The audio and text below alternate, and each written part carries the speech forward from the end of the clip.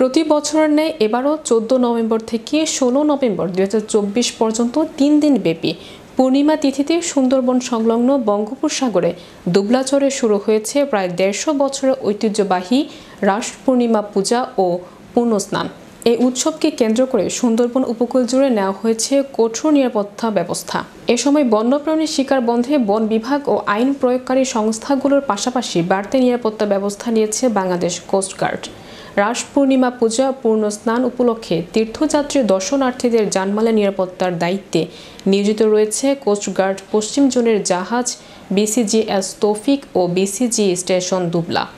রাস পূর্ণিমা পূজা ও পুণ্যস্নান উপলক্ষে যে কোনো ধরনের অনাকাঙ্ক্ষিত ঘটনা এড়াতে কোস্টগার্ডের সদস্যরা নিয়মিত টহল কার্যক্রম পরিচালনা করেছে এবং প্রস্তুত রাখা হয়েছে ডুবুরি দল। এছাড়াও দুবলাচর সংলগ্ন সুন্দরবন এলাকায় যে কোনো অপ্রীতিকর ঘটনা রোধে কোস্টগার্ডের গোয়েন্দা নজরদারি অব্যাহত রয়েছে। সুন্দরবনের দুবলাচরে রাস পূর্ণিমা পূজা ও পুণ্যস্নান উপলক্ষে নিরাপত্তা জোরদার করেছে বাংলাদেশ কোস্টগার্ড। প্রতি বছরের ন্যায় এবং এবারও 14 নভেম্বর থেকে 16 নভেম্বর 2024 পর্যন্ত 3 দিন ব্যাপী পূর্ণিমা তিথিতে সুন্দরবন সংলগ্ন বঙ্গোপসাগরের দুবলাচরে শুরু হয়েছে 150 বছরের ঐতিহ্যবাহী রাস পূর্ণিমা পূজা ও পুণ্যস্নান।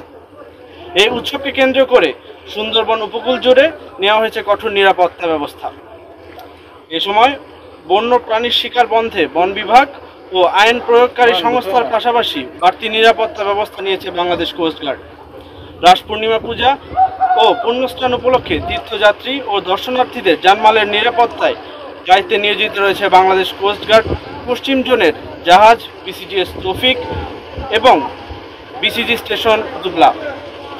রাস পূর্ণিমা পূজা ও পুণ্যস্নান উপলক্ষে যে কোনো ধরনের অনাকাঙ্ক্ষিত ঘটনা এড়াতে কোস্টগার্ডের সদস্যরা নিয়মিত টহল কার্যক্রম পরিচালনা করছে এবং প্রস্তুত রাখা হয়েছে ডুবুরি দল।